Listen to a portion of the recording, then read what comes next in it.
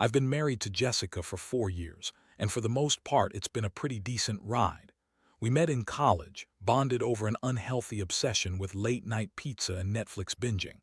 A couple of years later we tied the knot, and I thought we were in it for the long haul. I mean, who doesn't expect their partner to be faithful? But last week, things took a turn that I never saw coming, and it's been a whirlwind of emotions since then. Things started feeling off a few months ago. Jessica became a bit more distant, often lost in her phone. At first, I brushed it off as her being busy with work and life.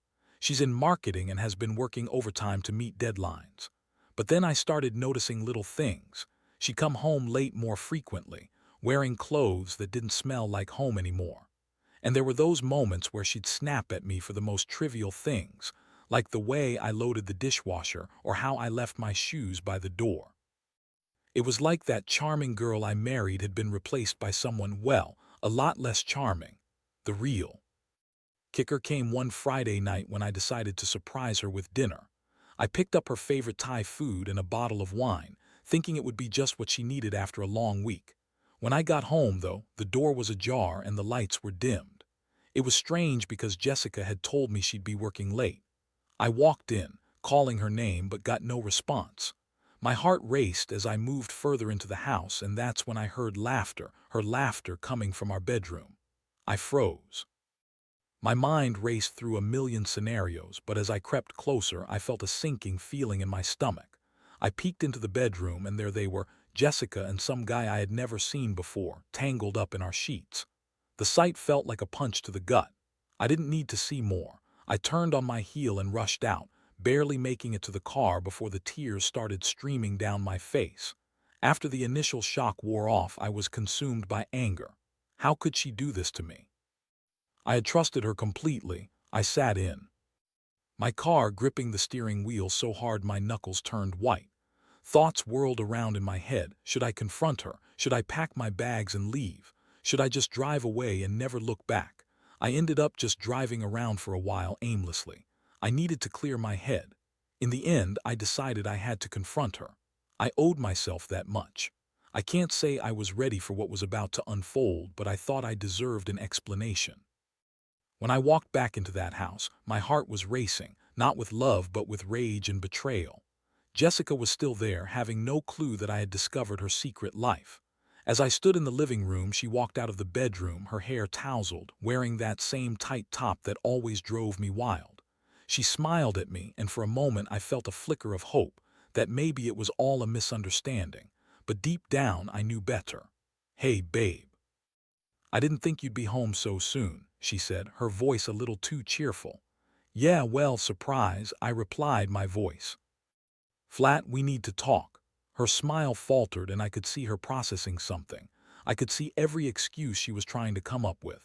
I was feeling angry, betrayed, but I was also terrified. "Is everything okay?" she asked, her tone shifting to something more cautious. I took a deep breath, gathering myself, and forced the words out. "I saw you with another guy, Jess, in our bed. How could you do this to me?" Her face dropped, and I watched as panic overtook her features. "What are you talking about?" she stammered. "You must have seen it wrong. I was just hanging out with a friend." "A friend?" I shot back, my voice rising.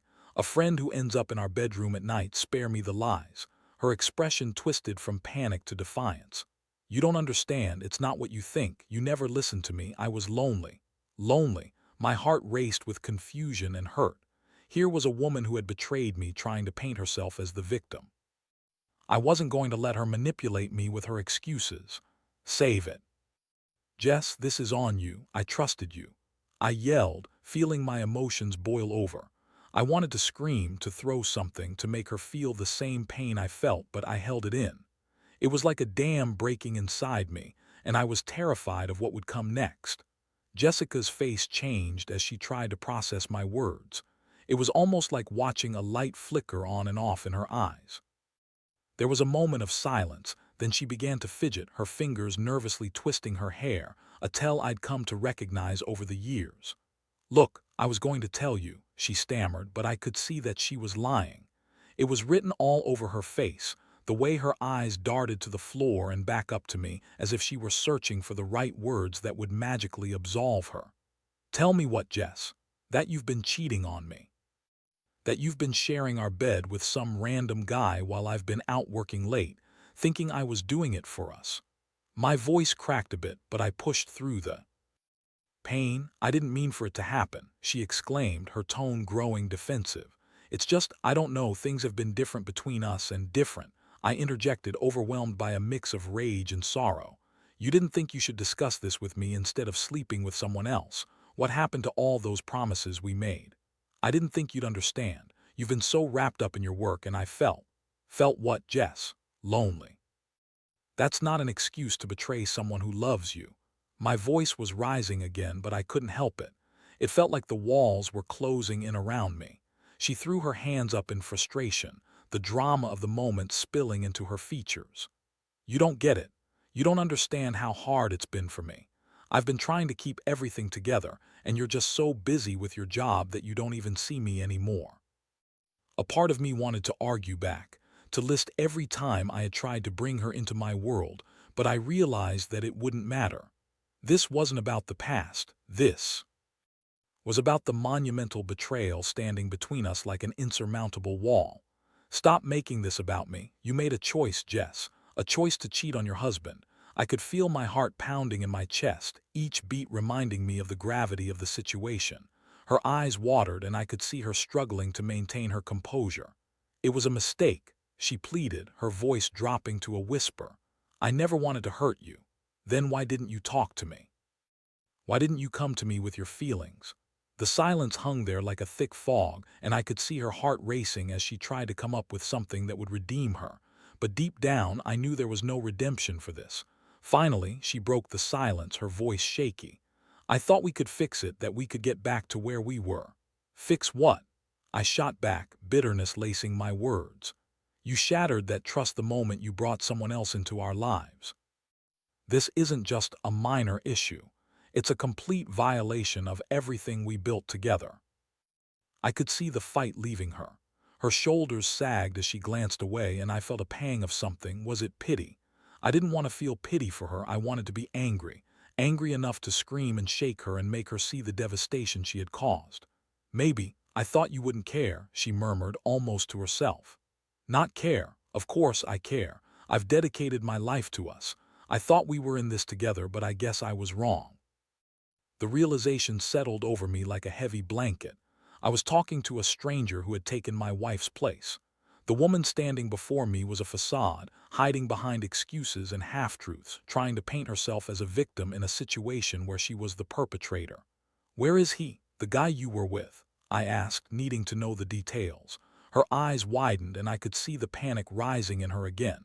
You don't want to know that. Try me. I snapped, feeling the adrenaline coursing through my veins. She hesitated, biting her lip as if weighing her options. His name is Mark. He works at the same agency. It just happened. I didn't mean for it to go this far. Just happened. I laughed bitterly, my voice dripping with sarcasm. You think that's a valid excuse for jumping into bed with someone else? You think I'm going to sit here and listen to you downplay this? Her face was a mixture of shame and defiance, and I could see she was struggling to keep her composure. I took a deep breath, feeling a wave of emotions crashing over me. I was angry, yes, but I was also shattered. I loved this woman, or at least the woman I thought she was. With a heavy heart, I realized that this wasn't just about betrayal. This was about the loss of trust, the shattering of everything we had built. I felt like I was in a nightmare, and I couldn't wake up. As I stared into her eyes, I knew I had to make a decision. I needed to figure out how I was going to move forward from this point. But that thought was paralyzing. I couldn't even think straight with the whirlwind of emotions swirling within me. I backed away, trying to create some distance. I need some air. I turned to leave, feeling the weight of the moment pressing down on me, as if the world had tilted on its axis. I stepped outside into the cool night air, and it felt like a lifeline. I needed to breathe, to think, to clear my head. My thoughts were racing faster than I could process, and every time I closed my eyes, I saw Jessica and that stranger in our bed. Anger surged in my chest, but so did a deep, gnawing sadness. I felt like I'd lost a part of myself that I might never get back. I paced back and forth in front of the house, my heart racing. I couldn't believe this was happening to me. I had devoted myself to Jessica, to our life together, and now it felt like everything was crumbling before my eyes. I thought about our dreams, the plans we had made for the future, and all the moments that now felt tainted. How could I have been so blind? At that moment, a thought struck me. She had cheated, but it was also her choice to lie and be deceitful. I felt anger bubbling within me again, but I didn't want to let it consume me. I needed to think rationally. I took out my phone and texted my best friend, Tom. We'd been through thick and thin together, and I needed someone to talk to. I sent a simple message: "Need to talk, it's urgent." Within minutes, my phone buzzed. "What's up, man? Can you talk now?" I hesitated for a moment, then texted back, "Yeah, I need to vent, I'm at home." Tom arrived about 20 minutes later, his face a mixture of concern and confusion. As soon as he stepped out of his car, I could tell he sensed something was wrong. "Dude, what's going on?" he asked, his tone serious. I took a deep breath, trying to steady my racing heart. "Jessica cheated on me," I blurted out, and the words felt like a weight dropping into my gut. "What? Are you serious?" Tom's eyes widened in disbelief. "How do you know?" I ran a hand through my hair, feeling the frustration swell again. "I caught her in bed with some guy, Mark, some coworker apparently. I don't even know how long this has been going on." Tom shook his head, clearly struggling to comprehend the situation. "Man, I'm so sorry, that's messed up. What did she say?" I recounted the confrontation, her excuses, the lies she had thrown at me like they were confetti. She tried to downplay it, saying it just happened, as if that makes it any better. Tom's expression shifted to one of deep empathy.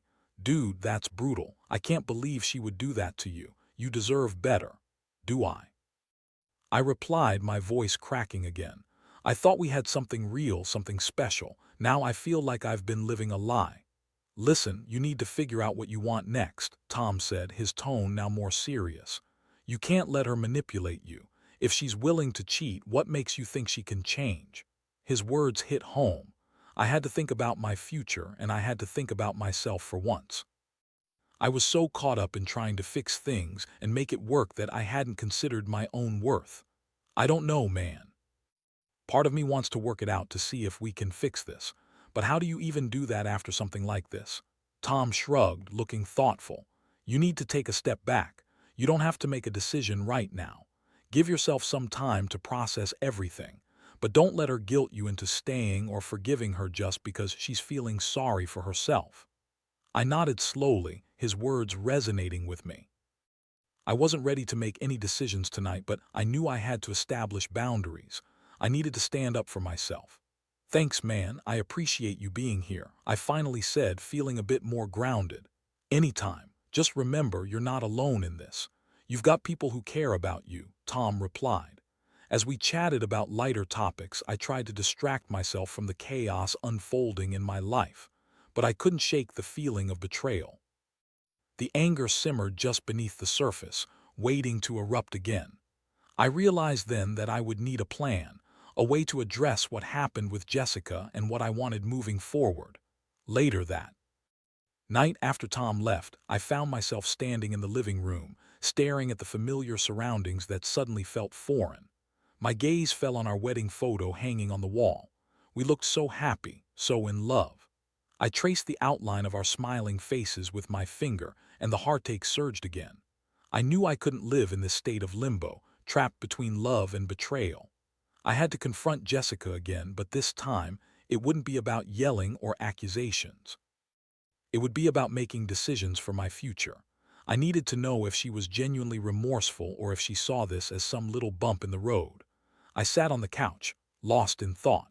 My heart was heavy with sadness, but I could also feel a flicker of determination growing inside me. I had to do what was best for me, even if that meant confronting the painful truth about my marriage. With that thought, I decided I wouldn't let fear or anger cloud my judgment. Tomorrow, I would lay everything on the table.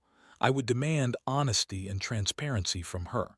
I had been the one to fight for our marriage, and now it was time for her to fight for it too. As I drifted off to sleep that night, I realized that this was just the beginning of an uphill battle, but I was ready to face whatever came next. I owed it to myself to find out where I truly stood in this mess. I woke up the next morning with a sense of purpose, though the heaviness in my chest still lingered. I couldn't shake the feeling of betrayal, but I knew I had to confront Jessica again and lay everything out in the open.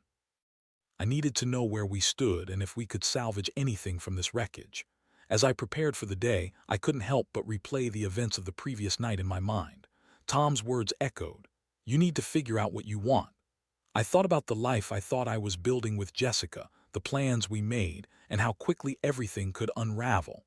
I was still grappling with the shock of it all, but I was determined not to let her lies define my future. When I heard the front door open, I felt my heart race. Jessica was home, and I knew I had to confront her now. The sound of her heels clicking against the floor sent a chill down my spine. I took a deep breath, trying to steady my nerves, and walked into the living room where she was hanging her coat. "Hey, you're up early," she said cheerfully, but I could see the tension in her smile. "Yeah, we need to talk," I said, my voice steady. Her smile faltered and her eyes darted away, a telltale sign that she knew what was coming. "About what?" she asked, her voice suddenly cautious. "About us, about what happened." I crossed my arms, trying to maintain a calm demeanor. "I want to know where you really stand." She hesitated, her expression shifting from casual to serious. "Okay, what do you want to know?" "Everything," I replied, my voice firm. "I want the truth, no sugarcoating. Just tell me how long this has been going on and why you did it." She bit her lip and looked down as if trying to gather her thoughts. "It was a mistake, I swear. It just happened. I didn't plan for it. It was one night after work. I didn't think I was doing anything wrong at the time." "Not wrong? You're telling me you didn't think cheating on your husband was wrong? What kind of twisted logic is that?" I felt anger bubbling up again, but I forced myself to remain calm. "It's complicated. Mark was just someone I vented to about work and how stressed I was. I never intended for it to go that far." "Complicated? It's pretty simple, Jessica. You chose to betray me. You chose to lie about it. That's not complicated, that's just plain wrong." She looked at me, her eyes glistening with tears, and for a brief moment I felt a pang of sympathy. But then I reminded myself of the pain and betrayal she had inflicted on me. "I realize I made a terrible mistake," she said, her voice shaky. "But I'd do anything to fix it. I love you. I don't want to lose you. Do you even understand what you're asking of me?" I shot back. "You can't just say you love me and expect me to forget everything. Trust is shattered. You've taken something fundamental from us." "I know," she yelled, her voice rising in frustration. "I know I messed up, but I'm willing to work on it, to go to counseling, to do whatever it takes to make this right." I was taken aback by her desperation, but I needed to think clearly. "Counseling? You think a therapist can fix this? No amount of talking is going to change the fact that you chose to be with another man. It's going to take more than that to rebuild what we had." "Then what do you want from me?" she pleaded, her voice cracking. "I'm here. I'm willing to fight for us." "Prove it," I said, my tone firm. "Prove to me that you're serious about wanting to make this work. I need to see genuine remorse. I need to see you fight for us, not just throw around words." "I will," she exclaimed, determination flooding her voice. "I'll do whatever it takes. I'll cut contact with Mark. I'll be open and honest about everything. Just please don't give up on me." I studied her face, watching the emotions play out: fear, regret, and a desperate hope. Part of me wanted to believe her, to see if we could salvage something from this wreckage. But another part of me felt like it was a trap, a way for her to manipulate the situation in her favor. "Being open goes both ways, Jess," I said, my voice steady. "You can't just expect me to trust you blindly. I need to know that you're committed to fixing this. I want to see changes, genuine ones." "I understand," she replied, her voice softening. "I'll do anything you want, I promise." "Then we'll take it one day at a time," I said, my heart heavy.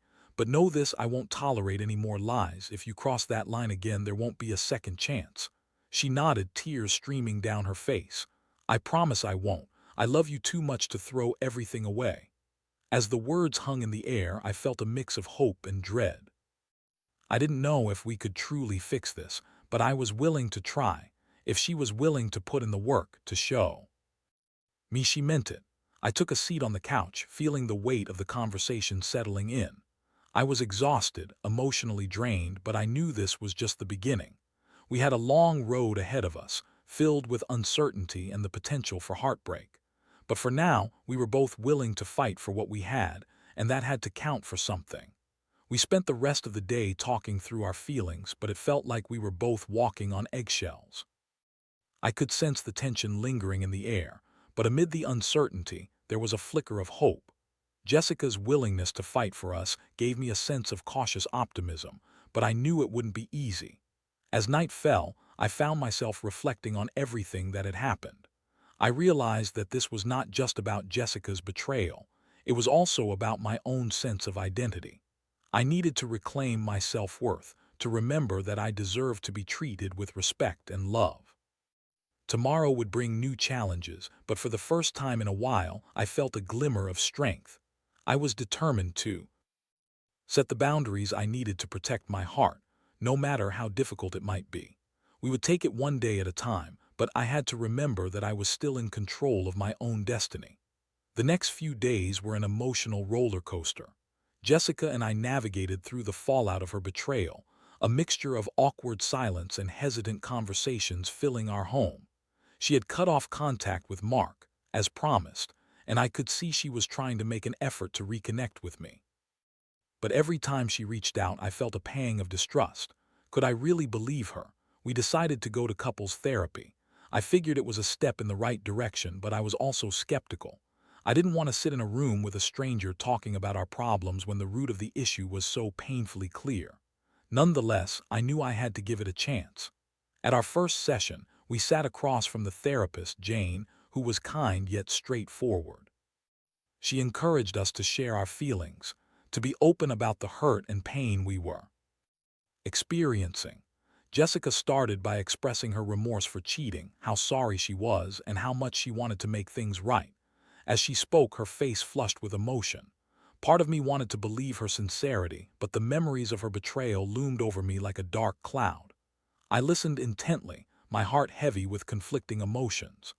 Having an affair is a breach of trust, and it's understandable that you're feeling hurt and betrayed, Jane said, looking at me with empathy. But it's also important to explore why things led to that decision. Jessica, you mentioned feeling lonely. Can you elaborate on that? Jessica nodded, tears welling up in her eyes. I thought I was doing everything right. I was trying to support him, but I felt lost. I didn't know how to communicate my needs without feeling like I'd be a burden. I guess I thought I could find solace elsewhere. But instead, you hurt the very person you claim to love, I interjected, my voice trembling with emotion. How do we move past that? We can work through this, Jane assured. Healing takes time. Both of you need to communicate openly about your feelings and needs moving forward. I felt a flicker of hope, but I also knew that words were just that, words. I needed to see actions to believe that she was genuinely committed to repairing our relationship. Over the next few weeks, we continued attending therapy sessions, and while it was exhausting, it allowed us to delve deeper into our issues. Jessica began opening up about her feelings, and I tried to share my pain without lashing out. Slowly, we started to rediscover each other, but it was a slow and tedious process. I had my days of anger, moments where I'd feel the betrayal wash over me like a tidal wave. There were nights where I'd lie awake, staring at the ceiling, wondering if I was making a mistake by trying to save our marriage. On those nights, I'd think about what life would be like without her. But then I'd remember the laughter we had shared, the adventures we went on, and the love that had brought us together in the first place. I didn't want to throw it all away without exhausting every option. One night, after a particularly tough therapy session, we sat on the couch in silence. I could see the anxiety in Jessica's eyes, and I knew she was feeling the weight of our situation. Do you think we can really make this work? She finally asked, her voice barely above a whisper. I want to believe we can, but it's going to take time, I replied, honesty spilling from my lips. I need to see consistent changes from you, and I need to feel safe in this relationship again. I understand, she said, her voice shaking. I know I've messed up, but I'm committed to proving to you that I can be better. I want to earn your trust back. Trust is a fragile thing, Jess. It doesn't just come back because you say it will. It's going to take a lot longer than either of us wants to admit. She nodded, her eyes glistening again. I'll do whatever it takes. I'm willing to fight for you. Her determination touched something inside me, but I also felt a familiar dread creeping in. What if it was just another empty promise? The days turned into weeks, and we found ourselves falling back into a routine. We started going out on dates again, though everything felt different. I felt like I was constantly on guard, waiting for a sign that she would betray me again. One evening, as we were preparing dinner together, Jessica reached for my hand, surprising me. "I know this is hard for you, and I can't even begin to imagine the pain I've caused. But I want you to know that I'm here, and I'm committed to making things right," she said, her voice sincere. "I appreciate that, but it's a long road ahead," I said, trying to temper my expectations. "I need to take baby steps, Jess. I need to reclaim my trust in you." "I get it," she replied, squeezing my hand. "And I'll be patient. I believe in us." Her words sunk in, and for the first time in a while I felt a glimmer of hope. Maybe we could rebuild. Maybe, with time and effort, we could figure this out. But doubts still lingered. Every time I checked my phone, I felt the urge to look for signs of deceit. It was exhausting, and I knew I had to let that go if we were to move forward.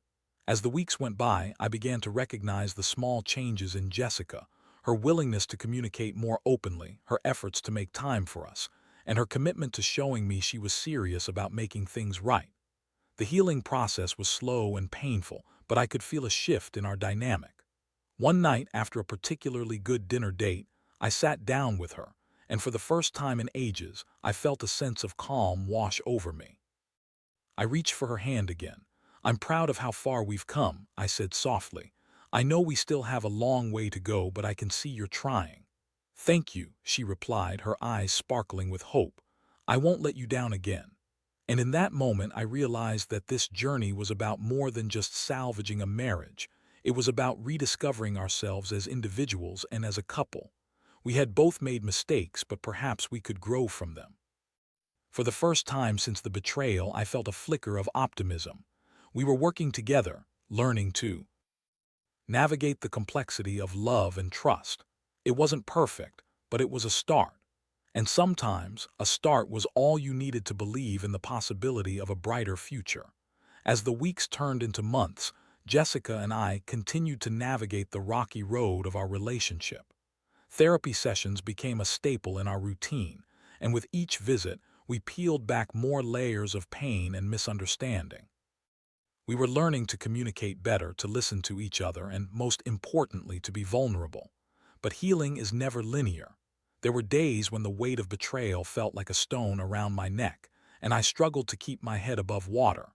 I would find myself questioning everything: my worth, her loyalty, and whether we could truly rebuild what had been lost. One evening, during a particularly challenging session, I struggled to articulate my feelings.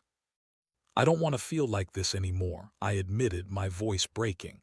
"I don't want to live in fear of losing you again." Jessica reached out, her hand finding mine. "I'm scared too. Every day I think about how I almost ruined everything. But I promise I'm here. And I'm not going anywhere." The sincerity in her voice resonated with me, and I realized that while the scars of betrayal would never fully fade, we were both committed to healing. Through the ups and downs, we were finally starting to find a new rhythm. As autumn approached, I could feel the air shifting, both outside and within our relationship. We began to embrace the idea of moving forward, but with cautious optimism. We talked about rebuilding trust, creating new memories, and making our relationship stronger than it had ever been before. One evening, we decided to take a weekend trip to a cabin in the woods, hoping to escape the chaos of everyday life. The crisp air and scenic beauty provided a refreshing backdrop for us to reconnect. As we sat by the fire, watching the flames dance, I could feel the tension between us slowly dissipating. "Remember when we used to do things like this?" Jessica smiled, wrapping her arms around her knees. I nodded, a sense of nostalgia washing over me. "Yeah, it feels good to be away from everything for a bit. Do you think we can ever get back to that?" she asked, a hint of vulnerability in her voice. I took a deep breath, contemplating her question. "I think we can, but it's going to take time. I need to feel safe again. I need to know that you're really committed." "I am. I'll do anything to prove it," she said earnestly. "I want to rebuild our life together. I miss the way we used to be." In that moment, I felt a flicker of hope. Perhaps we could redefine our relationship, not as it was, but as something new, forged in the fires of adversity. Over the next few months, we continued to take things slowly. I learned to let go of my fears, even if just a little at a time. Jessica worked hard to show me she was serious about changing, and I could see her taking steps to be more open and honest. Yet, the temptation to slip back into old patterns loomed over us. I had days where I felt overwhelmed, reliving the betrayal in my mind. The pain would surface unexpectedly, and I struggled to manage it. It was during one of those tough moments that I realized the importance of leaning on my support network. I reached out to Tom, who had been my rock throughout this ordeal. "Dude, how are you holding up?" he asked during one of our calls. "I'm trying," I admitted. "Some days are harder than others. I want to believe in her, but I can't shake the memories." "Just keep communicating, man. You're doing the right thing by addressing it head on. That's the only way you'll find peace." His words resonated with me, and I could feel the weight of my doubts slowly start to lift. I realized that healing was not just about forgetting the past, but about acknowledging it and building something stronger together. As winter approached, we found ourselves at a crossroads. We had made significant progress, but I knew there was still much work to be done. One evening, as we sat in the living room, I took Jessica's hand. "I want us to redefine our future," I said, looking into her eyes. "But I need to know you're fully committed to this. No more secrets, no more lies." "I promise," she replied, squeezing my hand tightly. "I want to be the partner you deserve. I want us to be stronger than ever." In that moment, I felt a surge of hope. I realized that while the past would always be a part of our story, it didn't have to dictate our future. We were both willing to put in the work to rebuild our relationship, and that meant something. As the first snowflakes began to fall outside, I smiled at Jessica, a sense of peace settling over me. Maybe we were on the right path after all. The journey was far from over, but for the first time in months, I felt ready to embrace the uncertainty of our future together. Perhaps love could be redefined, reborn from the ashes of betrayal. And if we could survive this, maybe we could conquer anything life threw our way. In that moment, I decided to let go of my fears and embrace the possibility of a new beginning.